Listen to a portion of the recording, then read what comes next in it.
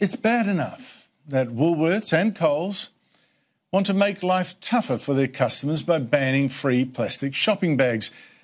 What a crazy business model, making it tougher for shoppers to take away what they're kind enough to buy. But what makes this ban even crazier is that it could actually kill some customers. Both stores want shoppers to use reusable bags instead, like the ones that they sell made of much thicker plastic, which seems to actually defeat the purpose of stopping us from using plastic. But one of my viewers, Maureen, checked the label of the green bag that she bought from Woolies. Nothing is free there now. And it says not only is the bag made of polypropylene, which is a plastic, but it must not be wet or washed. Not washed. Now, that is dangerous advice. You see, reusing these green bags, especially unwashed ones, potentially exposes shoppers to the deadly E. Coli bacteria. That's bacteria that can breed in food, and all those leaks and those spills from your meat and dairy. That's a bacteria that can poison and even kill you. In fact, in 2007, San Francisco banned plastic shopping bags too. 5 years later, University of Pennsylvania economists checked the results. We were finding that deaths, for example, from foodborne illness or intestinal infections goes up by anywhere between 50% and 100%, so a doubling in some instances. The most conservative estimate is you've got another 5 or 6 people dying. That works out to 5 or 6 extra deaths each year, just in the San Francisco area. The International Association for Food Protection says, well, yes, there is this danger. It surveyed shoppers in California, also Arizona, which banned bags, and found almost all their reusable bags had large numbers of bacteria. E. coli was in 8% of the bags.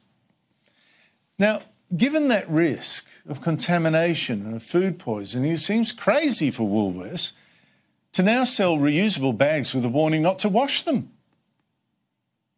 And don't think, oh, well, at least, greater good, this bag ban will do great things for the environment. What's a few human lives compared to all the whales will save, all the tortoises will save? Well, in fact, the Productivity Commission studied this a decade ago and said, no, these plastic shopping bags made landfill more stable. And it said not that many bags comparatively ended as litter anyway.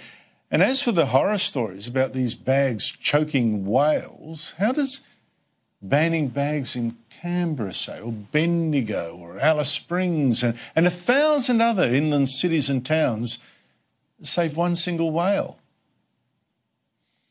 But back to these green reusable bags we're supposed to now use instead. They are made of a thicker plastic that takes much more energy, most of the electricity, of course, much more energy to make. And that means much bigger emissions of the carbon dioxide that Greens say causes dangerous global warming. That's no good, is it? So that means you'd actually have to use one of these renewable bags every week for more than a year before it had less impact on global warming than using so-called single-use shopping bags instead. Although in truth, 2/3 of those single-use bags are used again as bin liners, for instance. And here's the catch. But if you wash those green bags, they won't last that whole year to give you the environmental benefit. And if you don't wash them, watch out for food poisoning.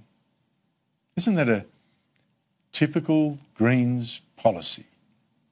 Save the planet with an essentially useless gesture that could hurt the humans, even kill them.